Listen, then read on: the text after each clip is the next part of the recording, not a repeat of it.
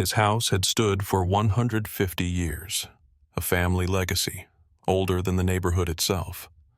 But one morning, without warning, a bright red notice was slapped onto his historic plaque.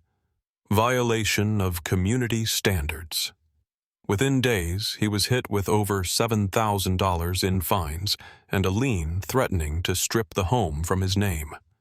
No vote, no hearing, just cold paperwork from the HOA. At the center of it all, Karen Delaney, the new HOA president with a thirst for control and a clipboard full of power. She smiled as she told him, "You're part of us now, whether you like it or not." In her eyes, he was just an old man clinging to a crumbling past, and she was untouchable. But what Karen didn't know was that this old man had more fight left in him than she ever imagined, and that buried deep in dusty records and overlooked state laws was something she never saw coming, the one thing that could bring her empire crashing down. What happened next left a town stunned, a courtroom silent, and a plaque shining brighter than ever before. But let's start from the beginning. The house with a soul. John Whitaker wasn't just living in a house. He was living in a story. A 150-year-old story carved in wood and brick, whispered through the creaks of aged floorboards, and echoed in the hollows of the chimney built by his great-great-grandfather after the Civil War. Nestled in the mossy shade of willow trees, just outside Charleston, South Carolina, John's farmhouse was a relic. Not of decay, but of resilience. It had survived hurricanes, economic depressions, and even a lightning strike that left a scar across the front porch column like a badge of honor. To John, it wasn't just a home. It was bloodline, memory, honor. Every dent in the railing, every stain on the pine wood floors held a story, like the one where his mother had danced barefoot as a girl during a summer storm, or when John himself, then a young firefighter, carried his newborn daughter through the front door. He wasn't just preserving walls, he was preserving the soul of his family. At 63, with silver in his beard and strength still in his spine, John kept to his rituals. Black coffee on the porch at sunrise, tending to the garden his late wife once adored, sanding down the porch swing each spring. The townsfolk respected him. The mayor even called his home Willow Creek's beating heart. But not everyone shared that sentiment. Then came her, Karen Delaney, newly elected HOA president, high heels on gravel, hair pulled tight like her temper. She arrived with plans. Big ones. Uniformity, regulation, order. She wanted the neighborhood to reflect modern community standards, which in Karen's language meant plastic fences, taupe siding, and soulless symmetry. And John's old farmhouse? To her, it was a rotting tooth and a perfect smile. The first letter was almost friendly. Almost. Dear Mr. Whitaker, your current porch paint does not comply with HOA Regulation 7.3.3b. Approved colors are listed in the attached appendix. Please repaint within 30 days to avoid penalties. He stared at the paper, brow furrowed. Appendix? Approved colors. Then another letter arrived. Unapproved structural feature. Antique weather vane atop cupola. Kindly remove by the end of the month. That weather vane had been in place since 1892. It spun in the same wind that once carried Union smoke down the hills. John scoffed and dropped the letters into the drawer with the rubber bands and loose screws. His home had never been part of the HOA, and everyone knew that. The house was built before the subdivision even existed. The HOA's reach ended at the corner lot, 2 houses down. But that didn't stop Karen. One morning, John stepped outside and found a letter taped to his front door. The tape was cheap, the message cruel. Final notice. $7,820 in HOA fines accrued. Lien placed on property. Failure to comply may result in foreclosure proceedings. A lien? On his home? He read it again. And again. His hands trembled, not from age but from disbelief. He sat down hard on the porch swing and stared at the yellowing oak across the yard. You ever had that moment when your chest feels too small for your heart? Like your whole body rebels against the idea that this is actually happening? That someone has the audacity to try and steal what's yours with nothing but a printer, a signature, and a twisted sense of entitlement? How dare they? John muttered. Because that's what it was. Not a mistake, not a misunderstanding. It was an ambush. And let's be real here. Who does that? Who wakes up, looks at a historic family home and says, "Let's slap a lien on it"? Honestly, it's disgusting. But John Whitaker? He wasn't backing down. Because this wasn't just his house. This was his family's fight. And if Karen thought she could erase 150 years of history with a letter and a smug grin, well, she just picked a fight with the wrong man. Paper shields and iron walls. John stormed into the HOA office. A beige, soulless trailer parked beside the community pool like an afterthought. Inside, the air reeked of air freshener and artificial control.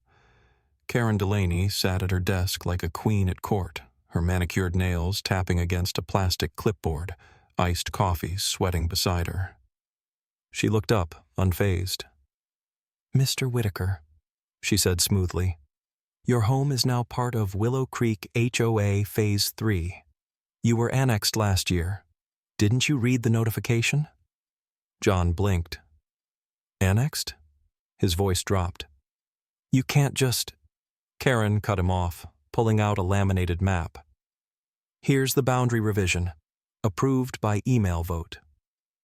The map looked wrong, drawn with thick lines and questionable labels. John scanned the signature list. Most names weren't even from his side of the street. And worst of all, the date of the vote?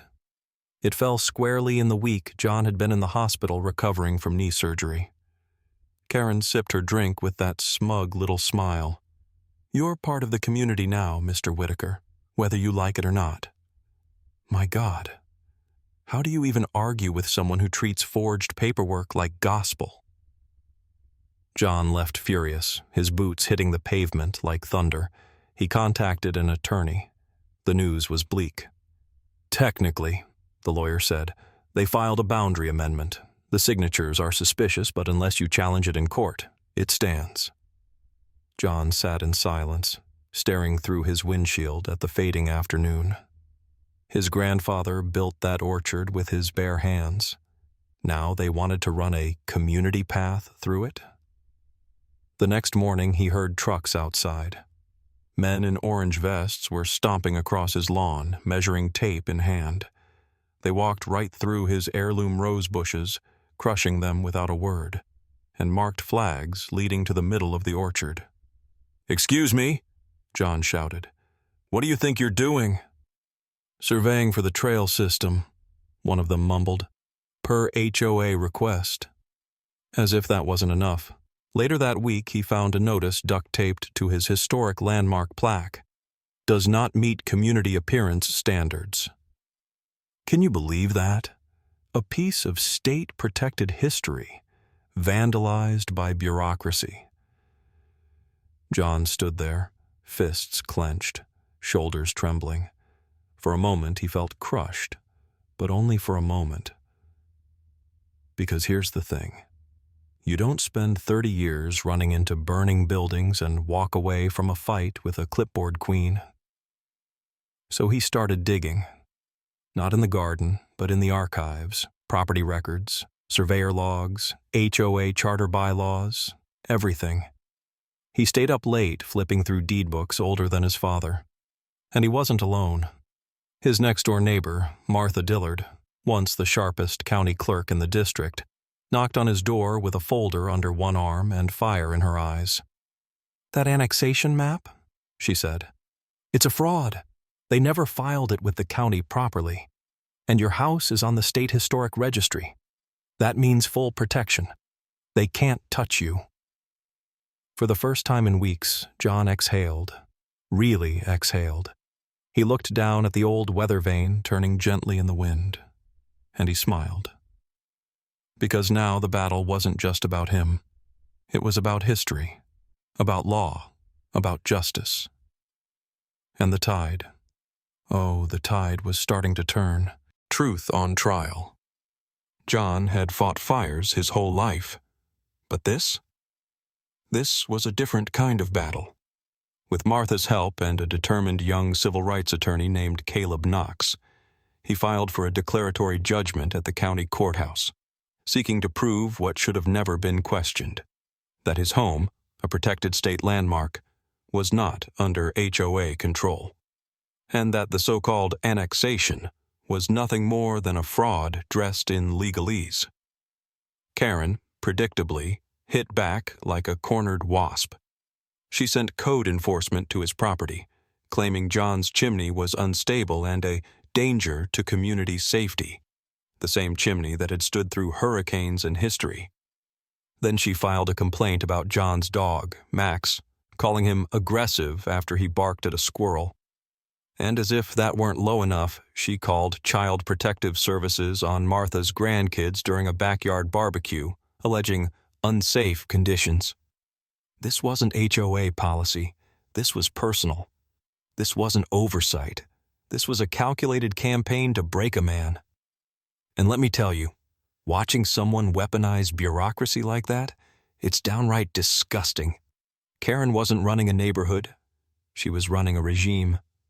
But then, a breakthrough.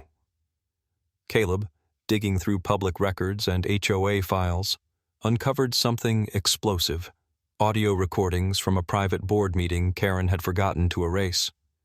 In one clip, her voice rang clear and smug. "We annex that house. We raise property values. He's old, alone. He won't fight." That was it. The smoking gun, the arrogance, the cold calculation, the proof that this had never been about rules, just greed and power. John knew what he had to do. He called for a town meeting at the old church on Willow Street, the same place his parents were married. Folding chairs filled up fast. The crowd was quiet at first, curious, skeptical, tired of HOA drama. But then John stepped forward, held up the speaker, and pressed play. Karen's voice echoed through the room like a slap. Gasps, murmurs, outrage. "That's illegal. She rigged the vote. She targeted him." And then, a voice rose from the back pew, calm, authoritative, impossible to ignore. "I've heard enough," said Mayor Diane Holbrook, standing tall in a navy blue coat. "Mr. Whitaker, your property is a state treasure. This ends now."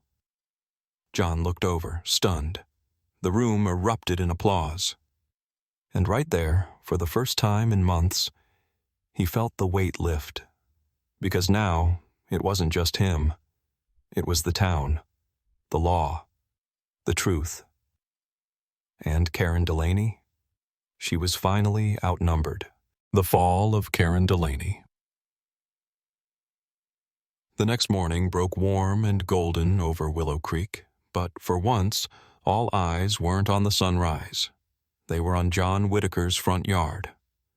2 county marshal vehicles pulled into the gravel drive, followed closely by Mayor Diane Holbrook's city-issued sedan.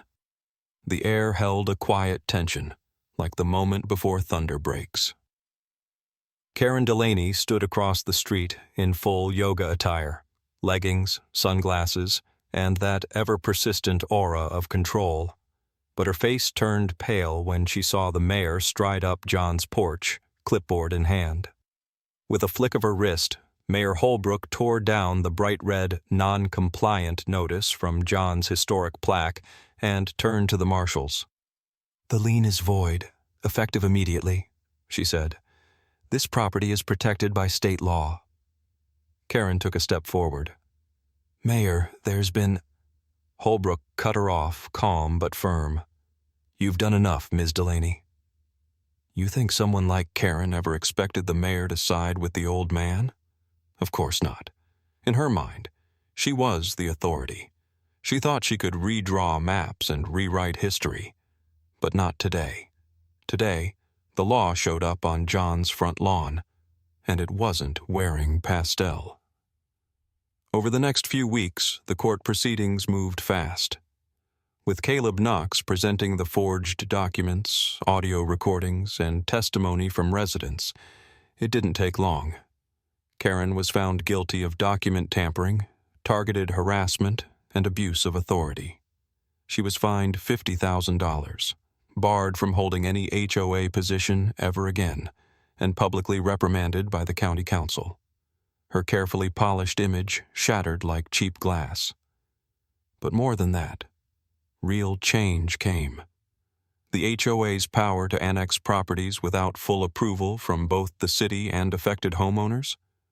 Gone. Stripped away, legally and permanently. And John? He didn't just win a case. He reclaimed peace. That same weekend, a new bronze plaque was installed beneath the front steps of his porch, unveiled by Mayor Holbrook herself. The inscription gleamed in the sun. Whitaker Homestead, Protected Historic Property, Estent 1873. John stood beside Martha, sipping sweet tea, his arm resting on Max's back as the golden retriever wagged his tail lazily. Children laughed nearby, riding bikes up the road. The whole block had gathered to watch. Karen, meanwhile, sat in the back row of the courthouse, waiting for her sentencing to be finalized. The only thing she had left to control was her seat. And just like that, justice was restored. John proved something we all needed to be reminded of. No one is above the law, not even an HOA president drunk on power. Moral of the story?